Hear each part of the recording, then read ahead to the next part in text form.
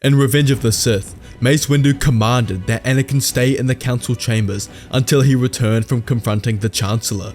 We know Anakin disobeyed this command, killed Mace Windu, and became Sidious's new apprentice, Darth Vader. But what if Anakin stayed in the council chambers? Anakin awaits in the council chambers, debating in his mind what to do. He needs the power to save Padme, and Palpatine can give this to him. But it would mean betraying everything he's ever known and fought for. Will he fail his wife like he failed his mother? Should he go? Should he stay? He asks himself this question 1,000 times, but comes to one conclusion: he must stay. Windu will arrest Palpatine and then he can use him to save his wife. However, something different happened. The door to the council chamber opens and in walks Windu, alone. Anakin sits up quickly, eager to know what happened. The Master explained it. Palpatine quickly disposed of Aegon Kolar and Saisi Tin, but he and Fisto managed to disarm and then kill him. Anakin's eyes grow wide. He's lost a vital link to saving his wife. He's worried. How will he save her now? He thinks all hope is lost until Windu speaks again. He tells Anakin they couldn't have discovered Palpatine without him, and now he's gained his trust. He was the chosen one in Windu's eyes. He proclaims on behalf of the council that Anakin be granted the rank of Master due to his role in defeating the Sith. He ignites his amethyst blade, and Anakin lowers his head. By the right of the council, by the will of the Force, I dub you Jedi Master of the Republic. Thank you, my master. With Palpatine's death, he lost what he thought to be a vital link in saving his wife, but now he's been granted a new hope. Anakin is delighted, the title he's wanted the most, Jedi Master. Now, he can search the restricted sections of the Jedi archives to learn the power to save his wife. He still has hope. In the next few days, the war ends with the Separatists' surrender. With the loss of Sidious, Dooku, and Grievous, there was no hope. However, Anakin didn't really care. He spent most of this time in the Jedi Archives restricted section, learning. The archives contain thousands of years of ancient knowledge and research collected from all corners of the galaxy.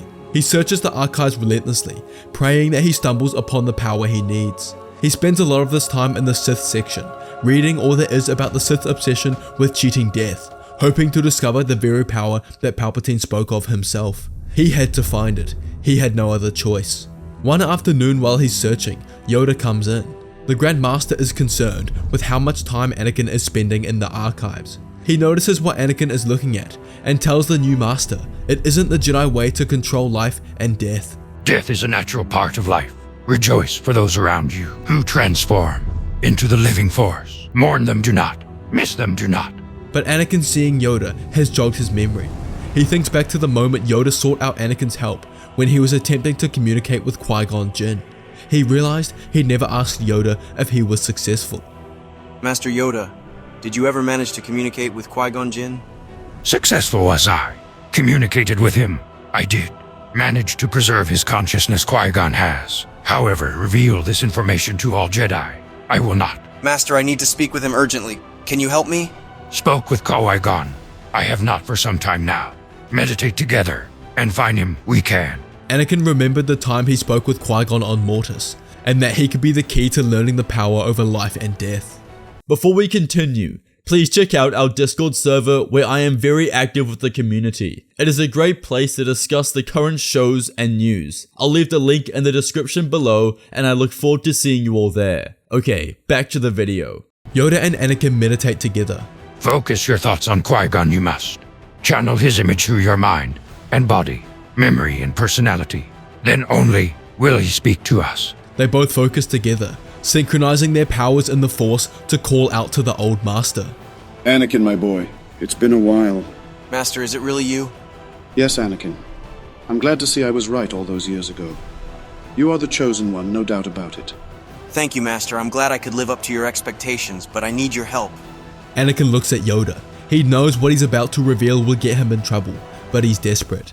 It could only be a few days before Padme gives birth, and he needs to find a solution quickly. He doesn't care about the consequences. Master, I have been married to Senator Padme for years now.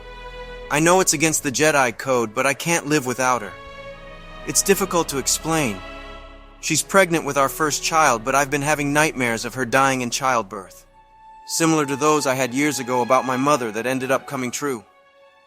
I won't let these visions become true masters, but I need your help.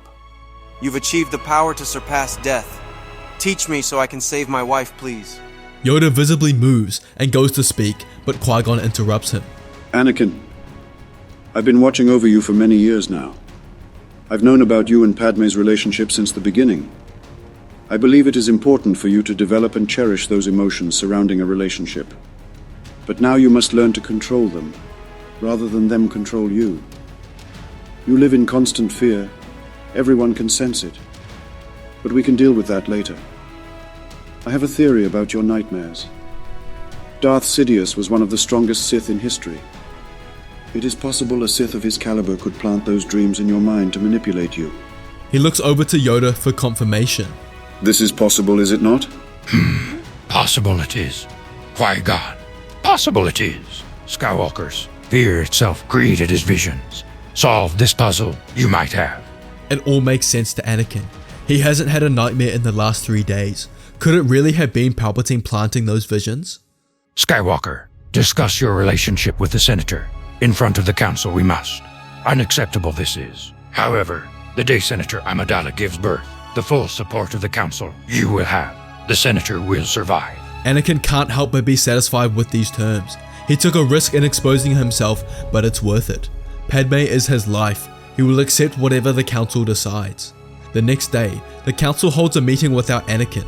Yoda reveals the truth he learnt about Anakin, and the whole Council is shocked. They discuss whether to let Anakin stay and eventually come to a conclusion. Anakin walks in and looks around, and makes eye contact with his old master, Obi-Wan, who nods at him in acknowledgement. Mace speaks first. Anakin, days ago I appointed you a Jedi Master and hailed you as the Chosen One. Without you, we could not have defeated the Sith. It was disturbing to hear of your attachment to Senator Amidala, but in past circumstances similar to this, exceptions have been made. They go on to discuss how some Jedi in the past, for example Revan, have been allowed to stay in the Jedi Order even when they had a family. Ki-Adi-Mundi, who was on the Council himself, had 4 wives and children.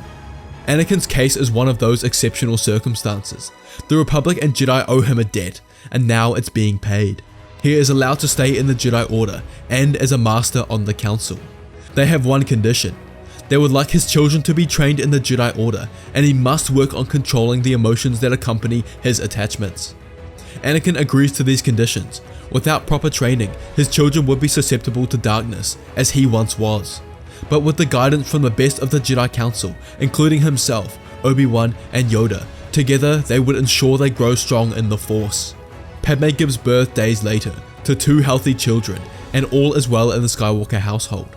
Anakin has complete freedom over the Jedi archives and uses this to develop as a Jedi Master and grow into a power superior even to Grandmaster Yoda. For years he learns with Master Qui-Gon to control the emotions surrounding his attachments, and he no longer lives in constant fear. Luke and Leia join the Jedi Order as younglings, and their training in the Force begins. Padme has grown to the position of Vice Chancellor in the Senate, and alongside Chancellor Organa, they clean up the galaxy of crime and begin their plan to restore economic equality to the Republic. As Leia and Luke enter their teenage years, their powers in the Force have surpassed even some of the Masters on the Council. They truly were the children of the Chosen One. Their potential was limitless. Padme and Anakin live on their rooftop apartment on Coruscant with their twins. They are often visited by Obi-Wan and Ahsoka, who rejoin the Order a year after Sidious's death. These two are part of their family, and their bond is as strong as ever. Obi-Wan couldn't help but feel some regret when he looked upon the Skywalker family. He thinks of Satine, her death years ago now, and can't help but imagine a life that could have been his. The Jedi Order continues to become stronger.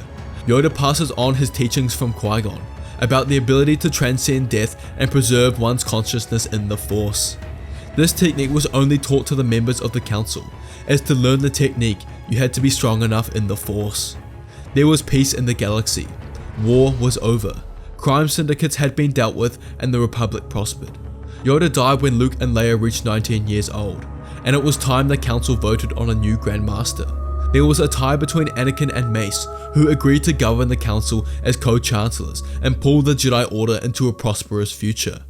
Thanks for watching, guys. If you enjoyed the video, you have to watch What If Thrawn Joined the Republic or What If Obi-Wan Died During Order 66. Consider becoming a channel member to hear all sneak peeks about future videos. We've got a lot of good coming, so you want to do that, and I'll see you all next time.